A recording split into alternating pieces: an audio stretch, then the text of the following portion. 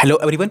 आज की वीडियो की बात करें तो आज की वीडियो रहने वाली है हमारी जनरल साइंस के ऊपर और उसमें देखेंगे तो सिर्फ और सिर्फ किसके ऊपर रहने वाली है फिजिक्स के ऊपर। और अगर एग्जाम्स की बात करें तो फॉरेस्टर का हो गया, जैसे सुपरवाइजर का हो गया, फीमेल सुपरवाइजर का हो गया, पटवारी का हो गया, या जो भी आने वाले जो अपकमिंग एग्ज़ाम्स हैं जो जेके एसएसबी इसमें जो भी आने वाले एग्ज़ाम है, तो जिन जिन एग्ज़ाम में जेके एसएसबी ने साइंस को मेंशन कर रखा है, जनरल साइंस को मतलब जहाँ पर भी जनरल साइंस को मेंशन कर रखा है तो फिर उसके लिए ये वीडियो जो है वो इम्पॉर्टेंट हो जाती है, क्योंकि ये जितने भी क्वेश्चंस लिए हैं हुए 20 क्वेश्चन जो हैं वो लिए हैं और ये सारे फिजिक्स में हैं और ये सारे जो हैं वो प्रीवियस ईयर वाले हैं जो कि जेके एसएसबी ने ऑलरेडी पूछ रखे। तो इसमें से आपको मिनिमम कहूँ तो आपको 2 से 3 देखना, आपको यहीं से क्वेश्चन देखने को मिल जाएंगे। 2 से 3 क्वेश्चन आपको यहीं इसी वीडियो से देखने को मिल जाएंगे।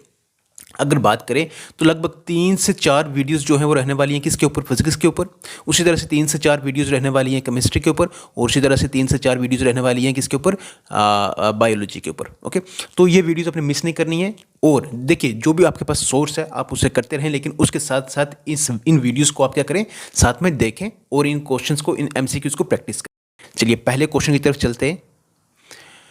पहला क्वेश्चन है, द मेजर ऑफ हाईनेस और लोअरनेस ऑफ ए म्यूजिकल टोन और साउंड इज कॉल्ड। जो म्यूजिकल टोन या साउंड की बात करें तो उसकी हाईनेस या लोअरनेस को मेजर करने को क्या कहते हैं, ठीक है ना। लोडनेस कहते हैं, रिथम कहते हैं, पिच कहते हैं या इंटेंसिटी कहते हैं। तो क्या कहते हैं उसको कहते हैं पिच। ओके, चलिए क्वेश्चन नंबर 2 है, a light ray will retrace its path after reflection for a spherical mirror when it passes through. तो देखिए, अगर आपने मेरी पहले वाली वीडियो देखी तो उसमें हमने ये करा है क्वेश्चन कि जब आपके पास क्या होगा, लाइट रे जब इसमें कहाँ से पास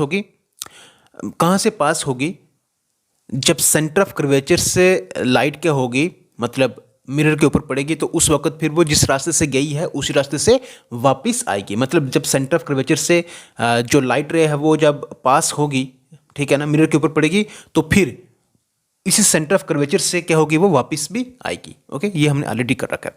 नेक्स्ट है, the phenomenon of splitting of white light into different colours. ये भी हमने करा है। तो phenomenon of splitting of white light into different colours कैसे कह सकते हैं, the phenomenon of splitting of white light into 7 colours, ठीक है ना। 7 कलर आप देखेंगे व्हाइट लाइट के होते हैं, ठीक है ना। तो splitting of white light into different colours क्या कहते हैं उसको क्या कहते हैं, स्कैटरिंग कहते हैं, डिस्पर्शन कहते हैं, रिफ्लेक्शन कहते हैं या डेविएशन कहते हैं। तो क्या कहते हैं उसको, डिस्पर्शन कहते हैं, ठीक है ना।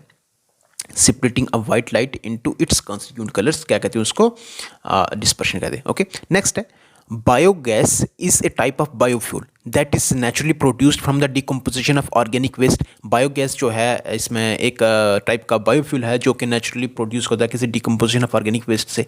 इसके मेन कॉन्स्टिट्यूंट कौन से यहाँ पर आपको देखने को मिलेगा, इसके बीच में मतलब क्या चीज़ आपको देखने मिलेगी, ऑक्सीजन और नाइट्रोजन मिलेगी, मीथेन या कार्बन डाइऑक्साइड, आर्गन या हीलियम, हाइड्रोजन या सिनॉन। तो क्या मिलेगा आपको, मीथेन एंड कार्बन डाइऑक्साइड।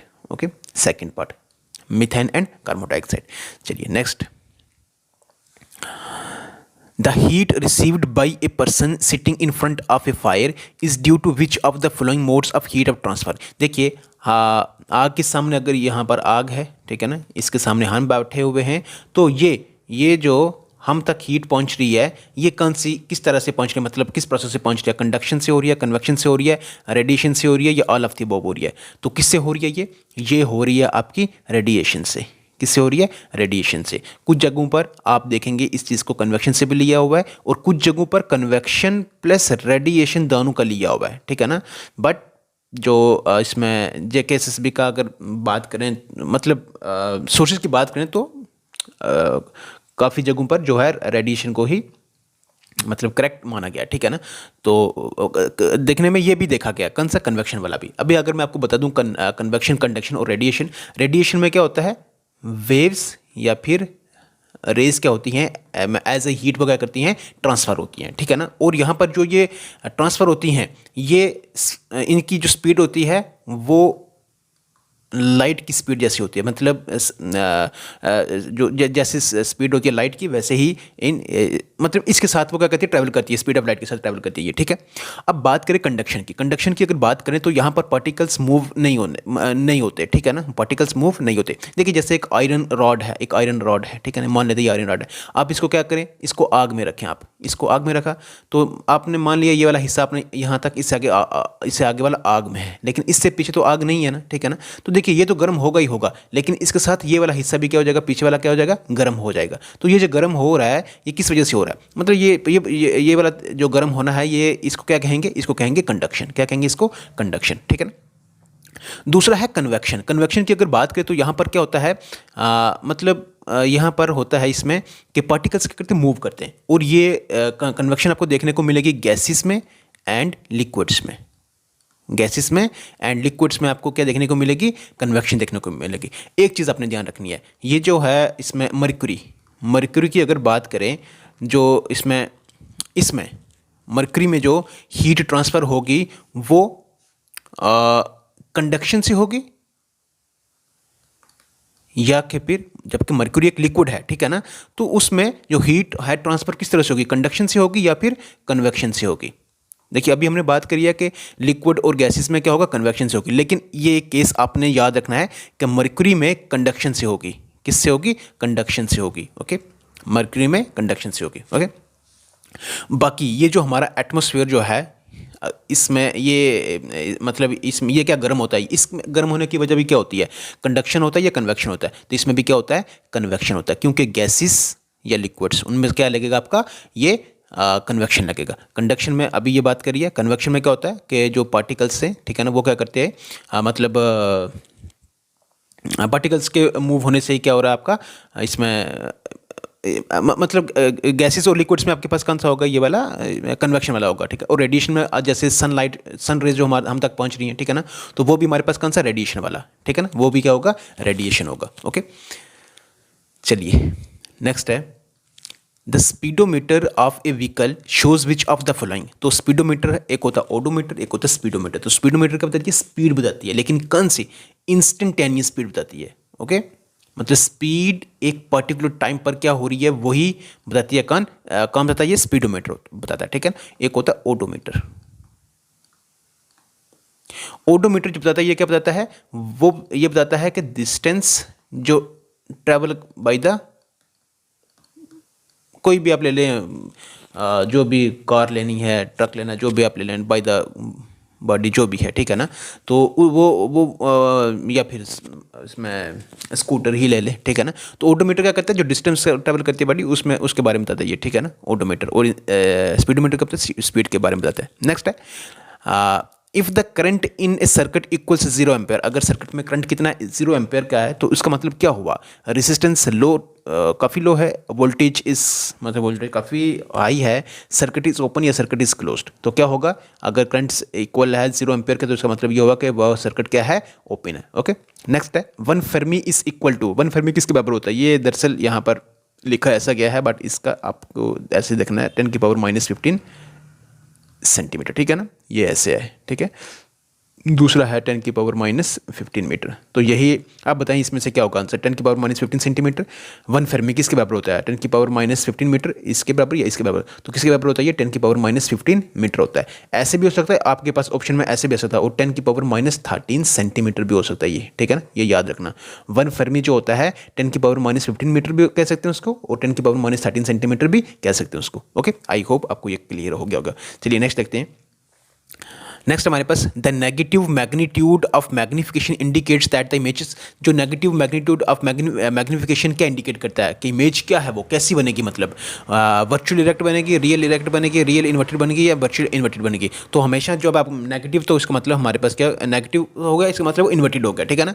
तो रियल और इन्वर्टेड बनेगी, वो कौन सी बनेगी, रियल और इन्वर्टेड। नेक्स्ट है, क्रियोजेनिक्स इज क्या है, ए टाइप ऑफ टैंक है, study of materials and phenomena at low temperature है, study of radioactive elements है, या नन ऑफ द अबव। तो क्या है, क्रियोजेनिक क्या है, study of materials and phenomena at low temperature, low temperature पर क्या करना, स्टडी करना, ठीक है ना। तो उसको क्या कहते हैं, क्रियोजेनिक्स कहते हैं, ओके।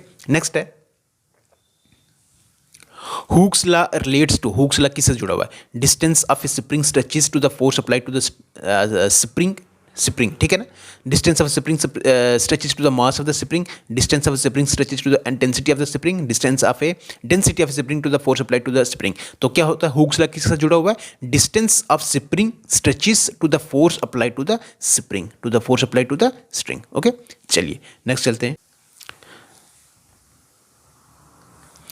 नेक्स्ट है which one of the following physical quantities of an object is specified by its speed and direction. तो कौन सी फिजिकल क्वांटिटी है किसी ऑब्जेक्ट की, मतलब उसमें जिसको जो स्पेसिफाइड की जा सकती है स्पीड और डायरेक्शन से, तो कौन सी है? टाइम है, एक्सेलरेशन है, मास है या वेलोसिटी है? तो कौन सी है वो बताएं आप? वो है वेलोसिटी। ओके, चलिए नेक्स्ट है a charge of one coulomb passing any point in the circuit every second is equal to, तो किसके बराबर होगा वो? 1 ओम का, 1 एम्पेयर का, 1 वोल्ट या 1 वाट? तो यहाँ से अपने याद रखना है किसके बराबर होगा? 1 एम्पेयर का। ओके, नेक्स्ट देखते हैं।